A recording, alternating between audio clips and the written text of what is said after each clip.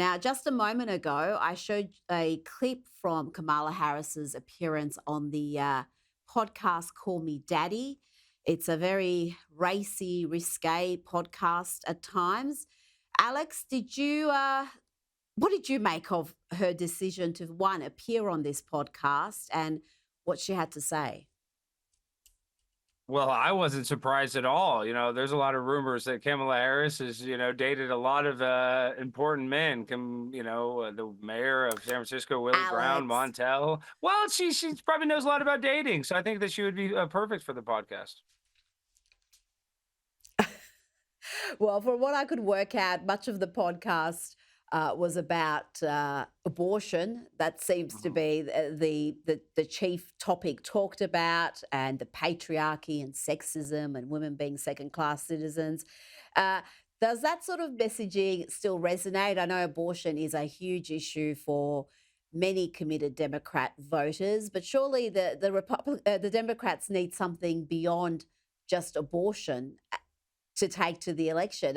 They can't take the Harris Biden administration's record. Is abortion going to be enough to get them over the line? I don't know, but more people are worried about abortion than they are about the economy. And what frustrates me, and this is a little criticism of Trump, and I know he talks about it a lot more, excuse me, than Kamala Harris. But we have 22 veterans that commit suicide a day on average here in America, and I haven't heard them say anything about helping, the people that risk their lives. And you said it best, these podcasts, they talk about women's rights, but what about all the young men that got drafted to serve and potentially die for this country? So it's just really sad. I wish our country would take better care of not only its vets, but the victims of hurricanes, instead of just giving our resources to illegal immigrants that really they don't have any American pride. They're not even grateful. Somebody that passes a citizenship test, they're grateful to be an American. The resources that they're taking are coming out of the hands of people that really need it. Now, you talked about doing something for men who've been drafted, and it's also young men these days who seem to be forgotten.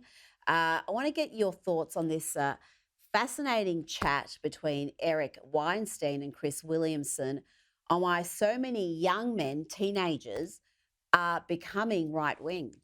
Have you seen the data showing the movement of teenage boys politically to the right? Have you been looking at this? Well, where else are they going to go? It's a good question. I mean, I had a teenage boy. I still have one, but he's 18 now. And I watched them be pushed farther and farther right by their schools. You suck. All of your instincts are bad. These girls are amazing. Look at you. You're pathetic. Be less masculine and more attractive. You're just barking at them constantly. They're not moving right. They're moving out of your stupid way.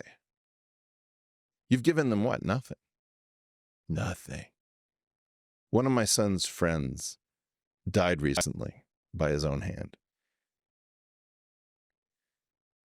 And I don't know what kind of pressures he was put under. But I watched those kids go through this pressure cooker created by this crazy, parasitized left-wing educational movement. Get away from our sons. Get away from our daughters. Get away from our sons and away from our daughters. It's not left or right. I don't have a Republican bone in my body. Get the crazy people who do not understand human development away from our children.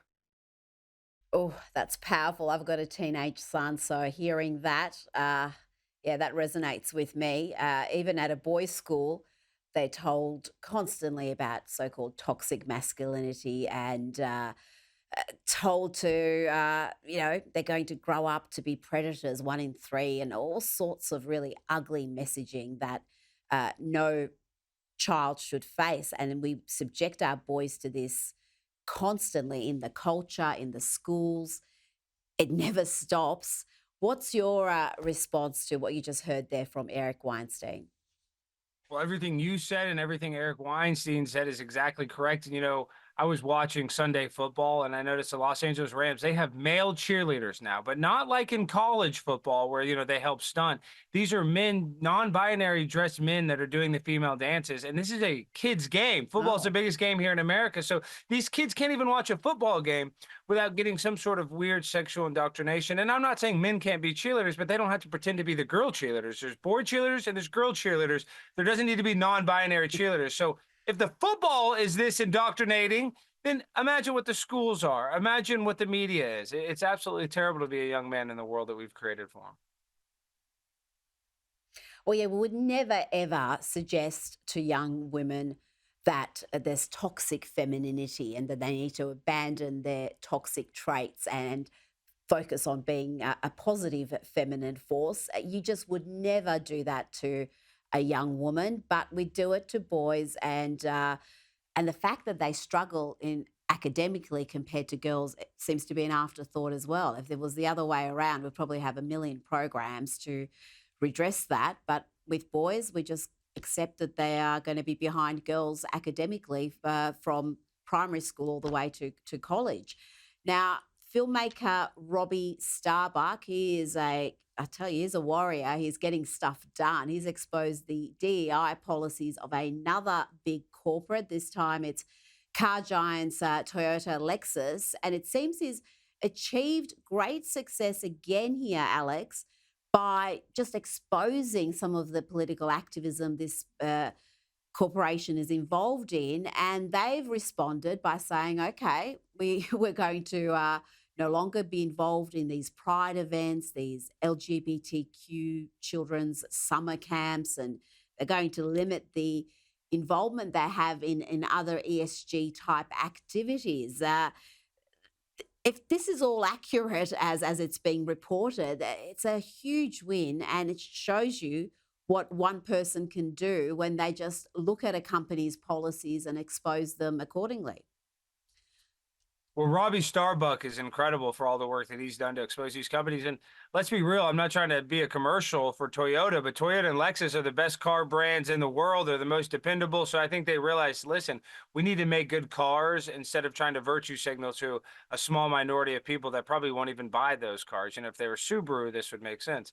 But Lexus is one of the best car brands, and they are not going to cut corners. They always make the best vehicles, in my personal opinion. So good for them. It's the right move. I think we need to do a full commercial disclosure with you, because I think you've got some sort of a deal with Lexus after that endorsement. Alex Stein, thank you so much for your time tonight. Thank you, Rita. I always appreciate it.